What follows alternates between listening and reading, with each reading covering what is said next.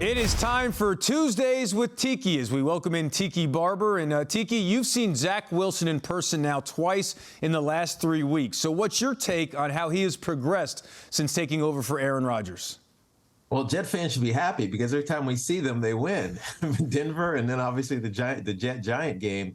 Look, he's taking baby steps. We know that there's still a lot of work in progress. Nate Hackett and his offensive coordinator is trying to find plays that he's comfortable with. It gets harder when they have so many injuries. I mean, last week they were on their third center, and you can't call plays because they don't know exactly what to do.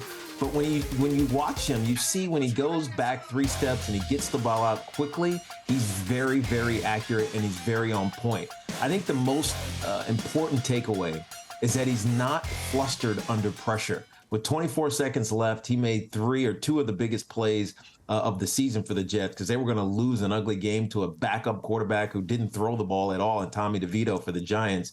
But he made those 2 plays, got him in field goal position, and then made the big play in overtime. So even though he hasn't progressed to a high level yet as a quarterback, he's showing that he can be a winner when it matters. And I think that's most important for a Jet team that's now 4-3 and feeling pretty good about themselves. So Jet fans don't want to be in prime time. They want Sundays with Tiki to keep going the rest of the season is what you're saying. That's all right. right. Now, yeah, hey, it works, right? Now to the Giants. And on Tuesday, Washington dealt a former second overall pick, but the Giants held on to their former second overall pick. What do you think the big picture plan is for Saquon Barkley and the Giants?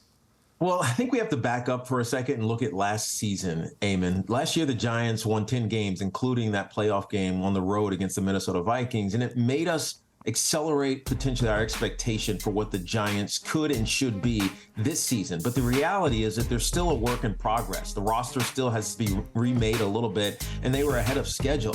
And so when you think about the Saquon Daniel Jones combination, you really haven't seen it much this year. They're trying to evaluate what the core group of players going forward is going to be. I believe that involves Saquon Barkley. That's why it was a no-brainer to hold on to him, because they haven't seen him with Daniel Jones.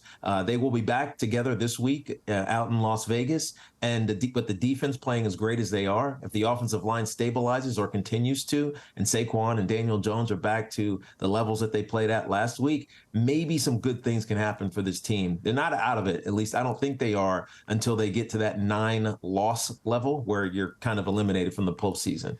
All right, you're remaining positive. I'm about to go really, really negative, and I hate to bring this up to you, but you were on a team in Jim Fossil's last year where anything that could go wrong did go wrong. It went from bad to worse, and the writing was on the wall that he wasn't going to survive. Ben McAdoo and Joe Judge had similar final seasons. This obviously isn't all apples to apples, but how does Brian Daboll make sure that this thing does not snowball into a similar fate for him? Yeah, well, I can guarantee Brian Daboll is not on the hot seat, and he will be the coach of the New York Giants next year. You remember back in 2003, that was Coach Fossil's 7th year, and it was the negativity was really a hangover from our collapse out in San Francisco in that wild card game where they came back and beat us, and they were down by 24.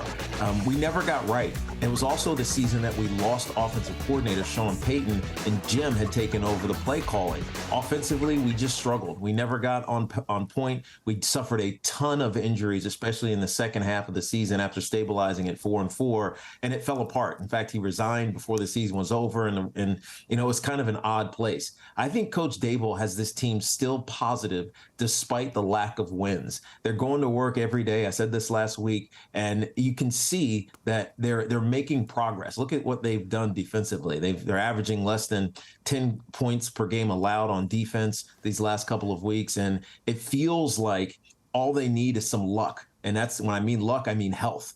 Get healthy on the offensive line. Saquon gets healthy, or stays healthy. Daniel Jones is back healthy again, and the Giants will feel good again.